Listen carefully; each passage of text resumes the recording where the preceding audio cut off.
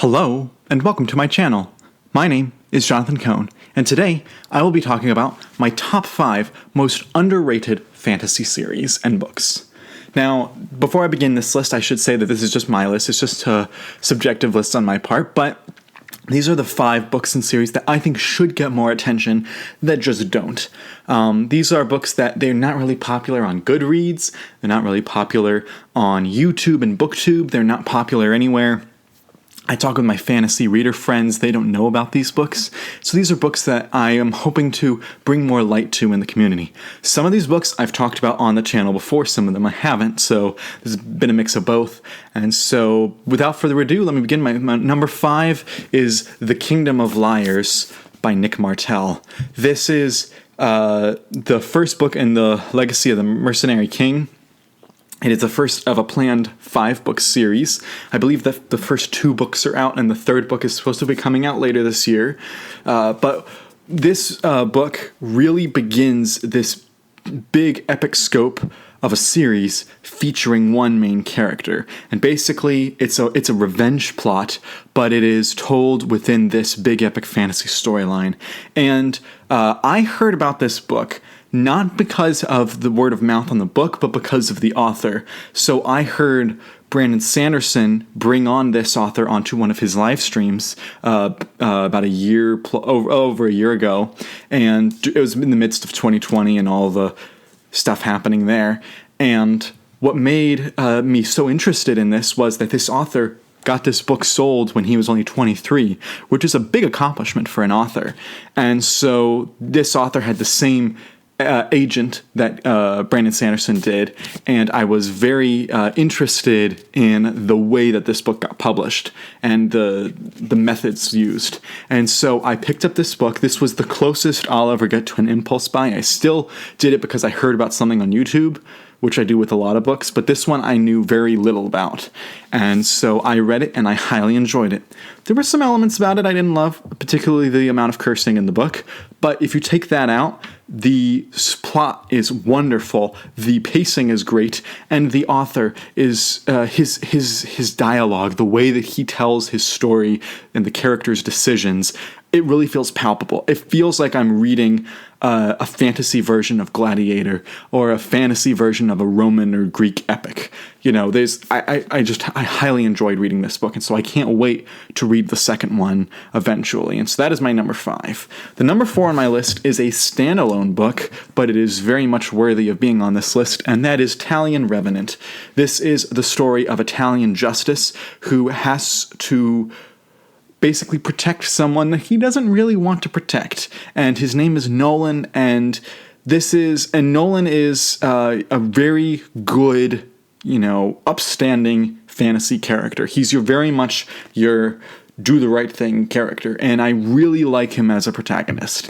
And you have this little world that Michael Stackpole created for this character and this setting, where you basically have this group of Italians who basically have different jobs. They're kind of like Jedi in that they're going and doing good in the world, but they're also kind of like the Aes Sedai of the Wheel of Time, in that they're kind of separated out into different groups that have different tasks.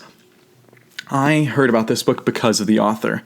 I am a big Michael Stackpole fan, specifically of his Star Wars works. I loved his X-Wing books and his New Jedi Order books and his I, Jedi novel, and I wanted to read more of him. And I saw this book at the used bookstore, and I looked up on Goodreads that it's probably his most well-reviewed and well-liked single book outside of Star Wars. And so I thought I'd give it a go, and it was a wonderful read. And it's a quick read. It's only about 400 pages, and it is a standalone book, so you're getting a full story here. The downside of the book is that because it's so short, you're not getting a huge epic story. It is very much focused on a couple of characters, but it is still a very sweet story that you don't hear much talked about on YouTube. And the author is talked about doing a sequel. I think he's working on it on his Patreon, although he has not released it in print yet, though when he does, I will be the first in line to purchase it. The number 3 on my list, you have probably heard on my BookTube channel because I've talked about it quite a bit, but that is Gods and Dragons. It is one of the books in the Wake of the Dragon trilogy, which I'm really talking about the whole trilogy here, but I'm using this as the example. This is by Kevin J. Anderson. I bought the first book when I met him at an author event, and it was really fun because I went in knowing nothing about the story, really. It just released. The first book had, and when I read this book, what made it so good was the plotting. He is so good at building a huge epic narrative, and his world building is impressive. He has the world building of a Brandon Sanderson or a George R. R. Martin. His characters aren't done in the same way, but he likes telling these big epic stories with huge casts, and he's jumping around throughout, and yet they all come together in an epic conclusion towards the end. And I just thought that this whole trilogy, from beginning to end, was just mapped out so well together. At the same time, the world building made it feel very lived in. It made it feel very whole and complete. And it's really sad because this is a trilogy that, thankfully, the whole trilogy got published. I was really surprised with how poorly the first one did in sales that they still allowed it to do 3 books. But I was so happy that it did because they were just, every single one of them was so enjoyable, and he just stuck the landing on each book. So now my number 2 is one book series that has had quite decent sales, but it hasn't really had good reception or really good notoriety in the community, and I only have a bind-up of the books. I don't have the first book by itself. So I'm going to be mostly focused on the first book, but talking about the whole series as a whole, and that is The Magic Kingdom of Landover. The first book in the series is called Magic Kingdom for Sale Sold, and it is very much a satirical yet serious fantasy story.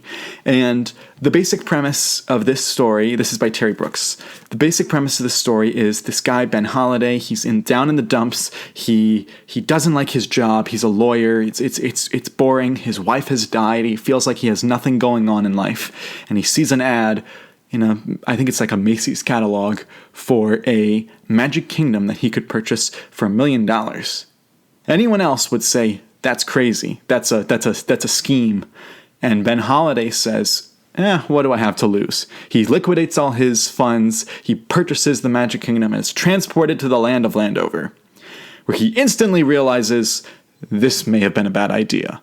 There are dragons, and there are witches, and there are other creatures running about, and his castle is in ruins, and everything's gone to heck, and his wizard has accidentally turned one of his visors into a dog. It is just, everything's gone haywire, and yet he sticks it out, and he still finishes the job, and he stays in as the king and rebuilds Landover to its former glory.